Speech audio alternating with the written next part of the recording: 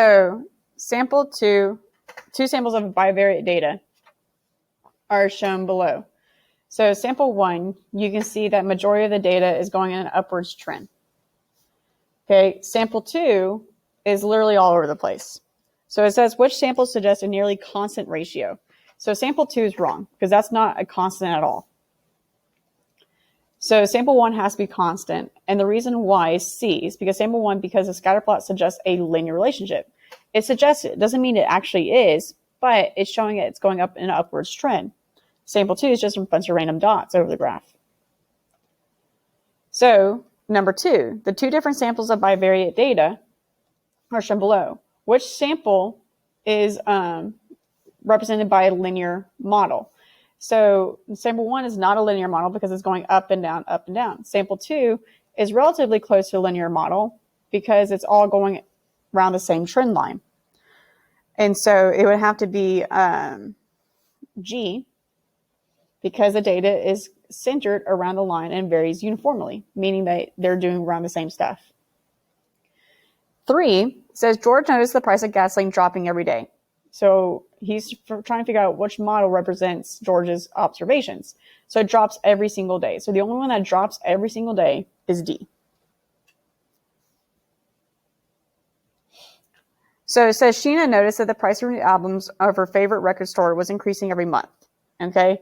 And she was able to write a linear function to represent it. So that means that it has to be going up at a constant rate.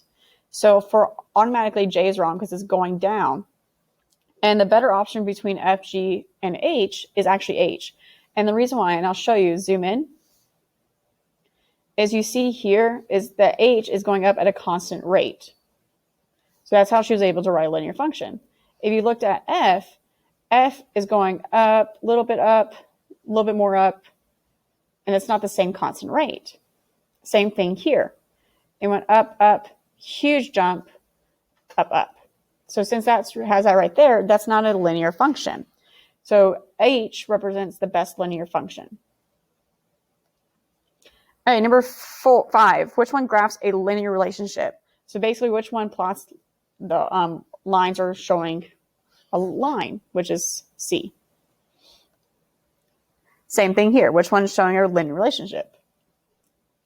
This one. Does not represent a linear relationship. Sorry. It's because these are actually linear too. So this one does not represent a linear relationship. So which order pair could be added to the group of data plots to keep the relationship linear? So you have the order pair 8, -8. So 8, -8 will be right here. 8, +2 is right here. 2, +8 is right here. And then -8, +6. So automatically you should get rid of B and C. So you should be discussing between A and D. Well, A is wrong because it goes out this way. If you had the point A -9, then that'd be fine because then it'll be down here. That's a linear trend, but it's not. So this one is a better option because it continues on that with that pattern. So D would be the better option. 8, which order pairs can be deleted from the graph data to form a linear relationship? So basically, which one doesn't belong? And it would be the one that's all by itself. It'd be this one, which would be -6, +5. So it'd be J. And then number 9. Oh, excuse me, no, number 9. So your homework will be on 8 quizzes today. Thanks, guys.